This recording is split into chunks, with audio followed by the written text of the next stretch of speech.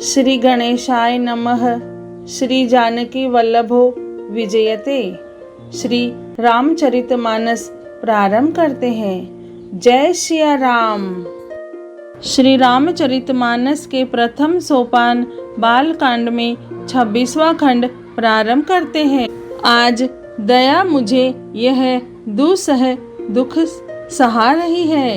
यह सुनकर लक्ष्मण जी ने मुस्कुराकर सिर नवाया और कहा, आपकी कृपा रूपी वायु भी आपकी मूर्ति के अनुकूल ही है। वचन बोलते हैं मानो फूल झड़ रहे हैं। हे मुनि, यदि कृपा करने से आपका शरीर जला जाता है तो क्रोध होने पर तो शरीर की रक्षा विधाता ही करेंगे। परशुराम जी ने कहा, हे जनक, देख यह मूर्ख बालक हट करके यमपुरी में घर निवास करना चाहता है। इसको शीघ्र ही आंखों की ओट क्यों नहीं करते। यह राजपुत्र देखने में छोटा है पर है बड़ा खोटा। लक्ष्मण जी ने हंसकर मन ही मन कहा, आंख मूंद लेने पर कहीं कोई नहीं है। तब परशुराम जी हृदय में अत्यंत क्रोध भरकर श्री राम जी से बोले, अरे शठ, तू शिवजी का धनुष तोड़कर उल्टा हमी को ज्ञान सिखाता है।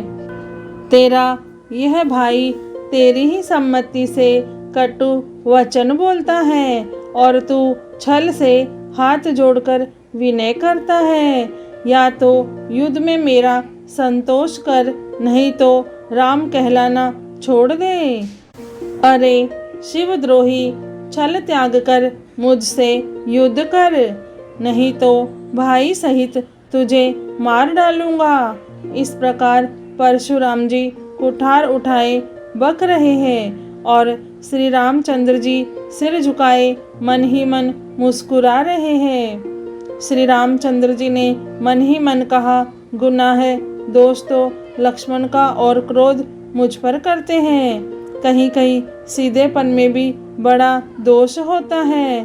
टेढ़ा जानकर सब लोग किसी की भी वंदना करते हैं। टेढ़े चंद्रमा को राहु भी नहीं ग्रसता। श्री रामचंद्र जी ने प्रकट कहा, हे मुनीश्वर, क्रोध छोड़िए। आपके हाथ में कुठार है और मेरा यह सिर आगे है। जिस प्रकार आपका क्रोध जाए, हे स्वामी, वही कीजिए। मुझे अपना अनुचर दास जानिए। स्वामी और सेवक में युद्ध कैसा। हे ब्राह्मण श्रेष्ठ, क्रोध का त्याग कीजिए। आपका वीरों का सा वेश देखकर ही बालक ने कुछ कह डाला था। वास्तव में उसका भी कोई दोष नहीं है। आपको कुठार, बाण और धनुष धारण किए देखकर और वीर समझकर बालक को क्रोध आ गया। वह आपका नाम तो जानता था पर उसने आपको पहचाना नहीं। अपने वंश रघुवंश के स्वभाव के अनुसार उसने उत्तर दिया, यदि आप मुनि की तरह आते तो हे स्वामी, बालक आपके चरणों की धूलि सिर पर रखता। अनजाने की भूल को क्षमा कर दीजिए। ब्राह्मणों के हृदय में बहुत अधिक दया होनी चाहिए। हे नाथ, हमारी और आपकी बराबरी कैसी। कहिए ना, कहाँ चरण है और कहाँ मस्तक, कहाँ मेरा राम मात्र छोटा सा नाम और कहाँ आपका परशु सहित बड़ा नाम। हे देव, हमारे तो एक ही गुण धनुष है और आपके परम पवित्र शम, दम, तप, शौच, सफलता, सरलता, ज्ञान, विज्ञान और आस्तिकता, ये 9 गुण हैं। हम तो सब प्रकार से आपसे हारे हैं। हे विप्र, हमारे अपराधों को क्षमा कीजिए। श्री रामचंद्र जी ने परशुराम जी को बार बार मुनि और विप्रवर कहा। तब भृगुपति परशुराम जी कुपित होकर अथवा क्रोध की हंसी हंसकर बोले, तू भी अपने भाई के समान ही टेढ़ा है।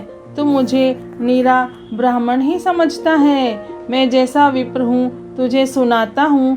धनुष को श्रुवा बाण को आहुति और मेरे क्रोध को अत्यंत भयंकर अग्नि जान।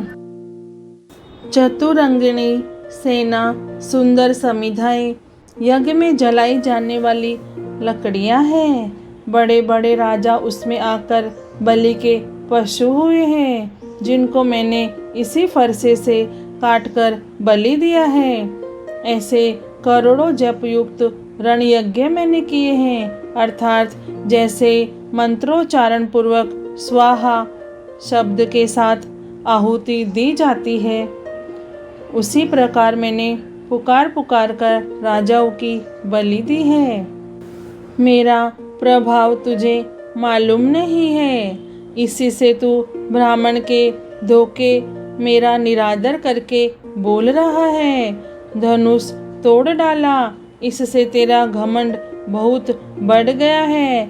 ऐसा अहंकार है मानो संसार को जीत कर खड़ा है। श्री रामचंद्र जी ने कहा, हे मुनि, विचार कर बोलिए।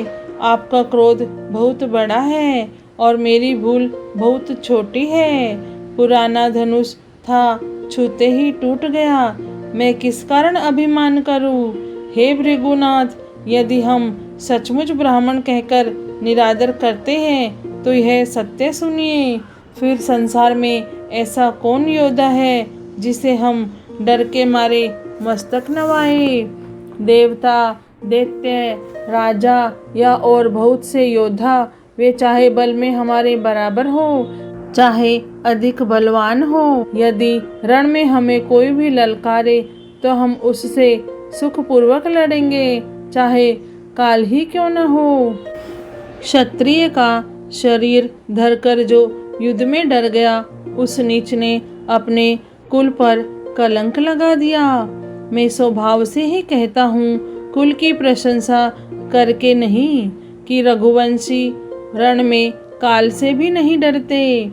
ब्राह्मण वंश की ऐसी प्रभुता महिमा है कि जो आपसे डरता है वह सबसे निर्भय हो जाता है, अथवा जो भय रहित होता है वह भी आपसे डरता है। श्री रघुनाथ जी के कोमल और रहस्यपूर्ण वचन सुनकर परशुराम जी की बुद्धि के पर्दे खुल गए। परशुराम जी ने कहा, हे राम, हे लक्ष्मीपति, धनुष को हाथ में अथवा लक्ष्मीपति विष्णु का धनुष लीजिए और इसे खींचिए, जिससे मेरा संदेह मिट जाए। परशुराम जी धनुष देने लगे, तब वह आप ही चला गया। तब परशुराम जी के मन में बड़ा आश्चर्य हुआ। तब उन्होंने श्री राम जी का प्रभाव जाना, जिसके कारण उनका शरीर पुलकित और प्रफुल्लित हो गया। वे हाथ जोड़कर वचन बोले, प्रेम उनके हृदय में समाता न था।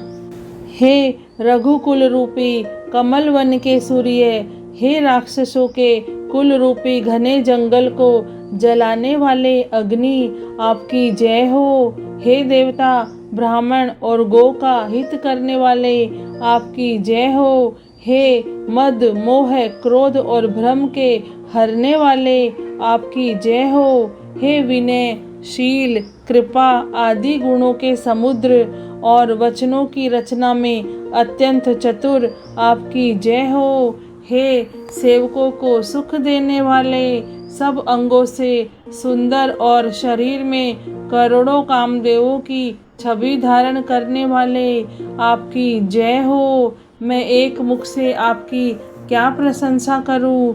हे महादेव जी के मन रूपी मान सरोवर के हंस, आपकी जय हो। मैंने अनजान में आपको बहुत से अनुचित वचन कहे। हे क्षमा के मंदिर दोनों भाई, मुझे क्षमा कीजिए। हे रघुकुल के पताका स्वरूप श्री रामचंद्र जी, आपकी जय हो, जय हो, जय हो। ऐसा कहकर परशुराम जी तप के लिए वन को चले गए। यह देखकर दुष्ट राजा लोग बिना ही कारण के मन कल्पित डर से रामचंद्र जी से तो परशुराम जी भी हार गए। हमने इनका अपमान किया था, अब कहीं ये उसका बदला न ले। इस व्यर्थ के डर से डर गए वे कायर चुपके से जहाँ तहाँ भाग गए। देवताओं ने नगाड़े बजाए, वे प्रभु के ऊपर फूल बरसाने लगे। जनकपुर के स्त्री पुरुष सब हर्षित हो गए। उनका मोहमय अज्ञान से उत्पन्न शूल मिट गया।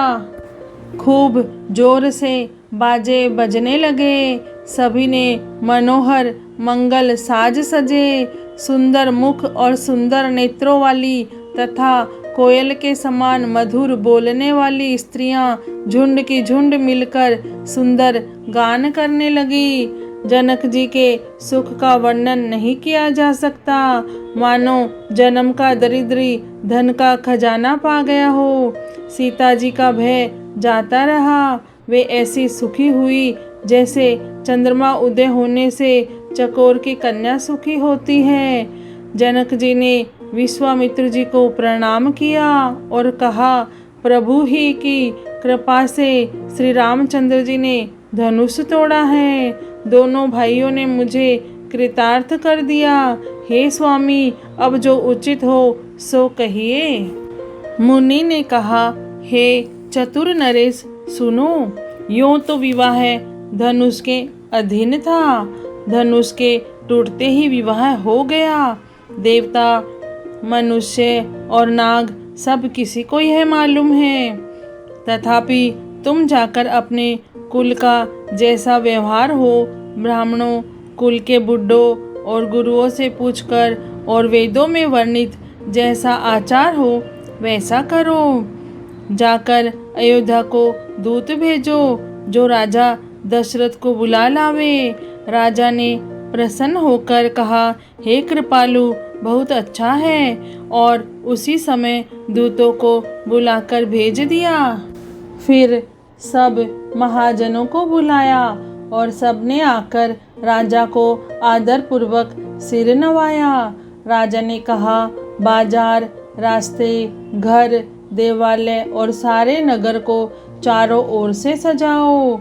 महाजन प्रसन्न होकर चले और अपने अपने घर आए। फिर राजा ने नौकरों को बुला भेजा और उन्हें आज्ञा दी कि विचित्र मंडप सजाकर तैयार करो।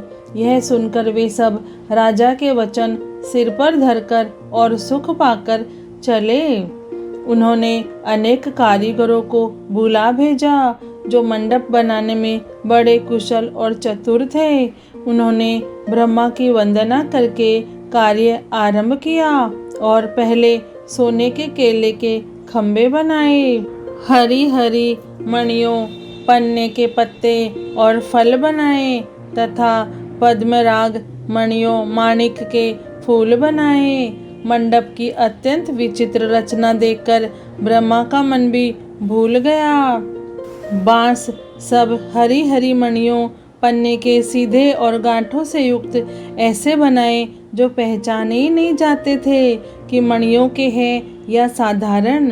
सोने की सुंदर नागबेली पान की लता बनाई जो पत्तों सहित ऐसी भली मालूम होती थी कि पहचानी नहीं जाती थी।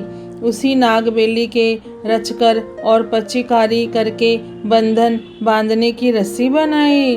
बीच बीच में मोतियों की सुंदर झालरें हैं। माणिक, पन्ने, हीरे और फिरोजे इन रत्नों को चीर कर, कोर कर और पच्चीकारी करके इनके लाल, हरे, सफ़ेद और फिरोजी रंग के कमल बनाए। भोरे और बहुत रंगों के पक्षी बनाए जो हवा के सहारे गूंजते और कूजते थे। खम्भों पर देवताओं की मूर्तियां गढ़कर निकाली जो सब मंगल द्रव्य के लिए खड़ी थी। गजमुक्ताओं के सहज ही सुहावने अनेकों तरह के चौक पुराए। नील मणि को कोर कर अत्यंत सुंदर आम के पत्ते बनाए। सोने के बोर, आम के फूल और रेशम की डोरी से बंधे हुए पन्ने के बने फलों के गुच्छे सुशोभित हैं। ऐसे सुंदर और उत्तम बंधनवार बनाए मानो कामदेव ने फंदे सजाए हों। अनेकों मंगल कलश और सुंदर ध्वजा, पताका, पर्दे और चंवर बनाए जिसमें मणियों के अनेकों सुंदर दीपक हैं। उस विचित्र मंडप का तो वर्णन ही नहीं किया जा सकता। जिस मंडप में श्री जानकी जी दुल्हन होंगी, और किस कवि की ऐसी बुद्धि है जो उसका वर्णन कर सके।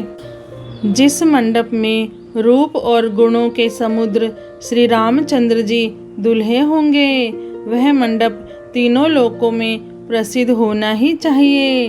जनक जी के महल की जैसी शोभा है, वैसी ही शोभा नगर के प्रत्येक घर की दिखाई देती है। उस समय जिसने तिरहुत को देखा, उसे 14 भुवन तुच्छ जान पड़े। जनकपुर में नीच के घर भी उस समय जो संपदा सुशोभित थी, उसे देखकर इंद्र भी मोहित हो जाता था। जिस नगर में साक्षात लक्ष्मी जी कपट से स्त्री का सुंदर वेश बनाकर वसती है, उस पुर की शोभा का वर्णन करने में सरस्वती और शेष भी सकुचाते हैं। जनक जी के दूत श्री रामचंद्र जी की पवित्रपुरी अयोध्या में पहुँचे। सुंदर नगर देखकर वे हर्षित हुए। राजद्वार पर जाकर उन्होंने खबर भेजी। राजा दशरथ जी ने सुनकर उन्हें बुला लिया। दूतों ने प्रणाम करके चिट्ठी दी। प्रसन्न होकर राजा ने स्वयं उठकर उसे लिया। चिट्ठी बाँचते समय उनके नेत्रों में जल, प्रेम और आनंद के आंसू छा गए। शरीर पुलकित हो गया और छाती भर आई। हृदय में राम और लक्ष्मण हैं, हाथ में सुंदर चिट्ठी है। राजा उसे हाथ में लिए ही रह गए, खट्टी मीठी कुछ भी न कह सके। फिर धीरज धरकर उन्होंने पत्रिका पढ़ी। सारी सभा सच्ची बात सुनकर हर्षित हो गई। भरत जी अपने मित्रों और भाई शत्रुघ्न के साथ वहाँ खेलते थे, वही समाचार पाकर वे आ गए। बहुत प्रेम से सकुचाते हुए पूछते हैं, पिताजी चिट्ठी कहाँ से आई है? हमारे प्राणों से प्यारे दोनों भाई कहिए सकुशल तो हैं, और वे किस देश में हैं? स्नेह से सने ये वचन सुनकर राजा ने फिर से चिट्ठी पढ़ी।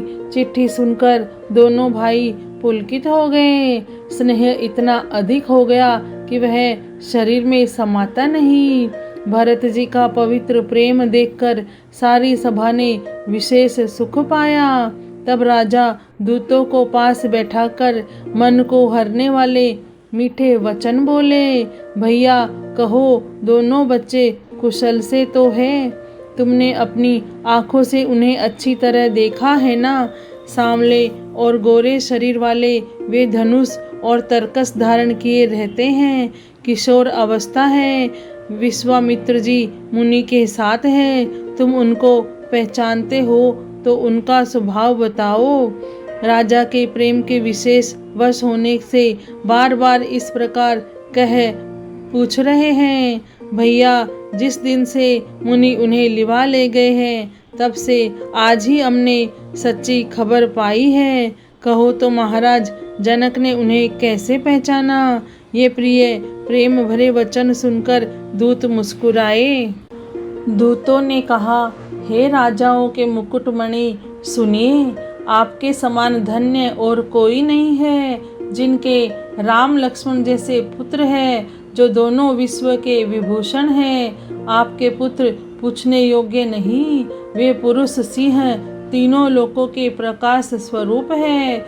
जिनके यश के आगे चंद्रमा मलिन और प्रताप के आगे सूर्य शीतल लगता है। हे नाथ, उनके लिए आप कहते हैं कि उन्हें कैसे पहचाना? क्या सूर्य को हाथ में दीपक लेकर देखा जाता है? सीता जी के स्वयंवर में अनेकों राजा और एक से एक बढ़कर योद्धा एकत्र हुए थे, परंतु शिवजी के धनुष को कोई भी नहीं हटा सका। सारे बलवान वीर हार गए। तीनों लोकों में जो वीरता के अभिमानी थे, शिवजी के धनुष ने सबकी शक्ति तोड़ दी। श्री रामचरितमानस के प्रथम सोपान बालकांड में 26वां खंड पूर्ण हुआ।